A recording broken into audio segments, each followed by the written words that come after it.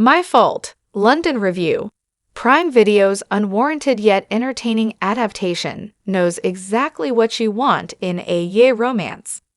My Fault, London plays out exactly how you would expect if you watched the 2023 Spanish adaptation of Mercedes Rom's Wattpad story, Culpa Mia, the first of a trilogy.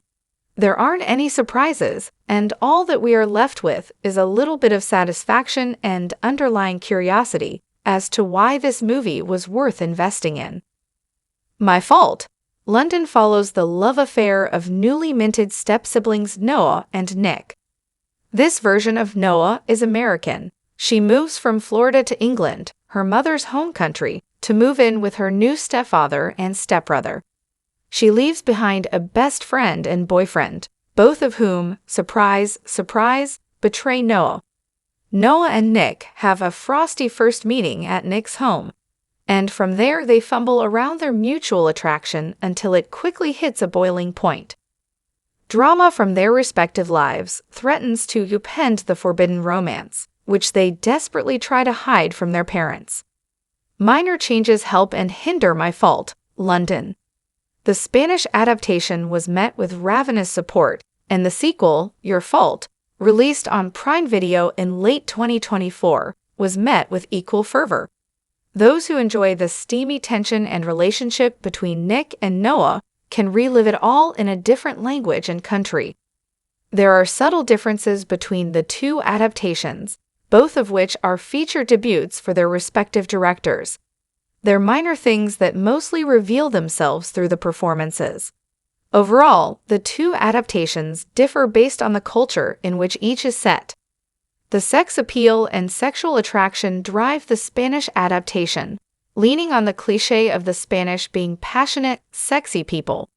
My Fault, London feels a lot more tempered in contrast. It's slightly disengaged from the sex appeal of its characters, though it doesn't outright discard it because it's the basis of the narrative. Instead, we get a bit more of Nick and Noah's traumas and familial baggage, as screenwriter Melissa Osborne and directors Danny Girdwood and Charlotte Fassler focus on the emotional connection over the sexual one. Ultimately, the characterizations will play better for audiences unfamiliar with the original, as the thrills in Nick and Noah's relationship are better without comparison. With so little distance between the two adaptations, it feels like an utter waste of Asha Banks and Matthew Broom's talents.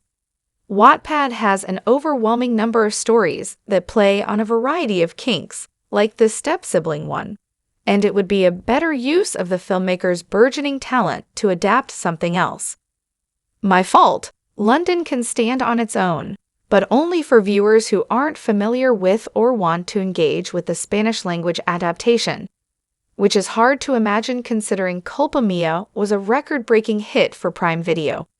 Nevertheless, there is enjoyment to be had. Asha Banks and Matthew Broom salvage an imperfect but entertaining adaptation. Asha Banks and Matthew Broom have a sweet chemistry, but it doesn't really pop from the start. Instead, it slowly reveals itself as the characters soften towards each other. The story is rather simple and almost reserved, and it feels at times like the actors are saddled with recreating moments or reestablishing familiarity with the audience. While minor changes were made to differentiate My Fault, London from Culpa Mia, it's futile. However, My Fault, London benefits from making Nick and Noah more equal and removing the age gap. At the very least, they don't accentuate it. The shortcomings are almost predictable as it is a young adult romance, so that isn't really a knock against the film. The pacing is pretty good, developing the romance between Nick and Noah at a comfortable speed and giving space for the surrounding drama to flesh out their respective characters. The drama with Nick's mom is a bit ham-fisted, but it emphasizes that English Nick is softer than Spanish Nick. Cocky as he may be, there is a stronger sense of honor, respect, and kindness under the tough exterior. Noah is the character who suffers the most in the changes made for the English language adaptation. She is slightly less personable and emotive. This Noah is a touch more reserved. Gone is the sense of recklessness that matches her lovers, and the incredibly strong feelings and reactions of her Spanish counterpart. While Asha Banks does a decent job, the way she plays Noah, as she is written, is no different from the Ye genre's average American heroine, a bit bland.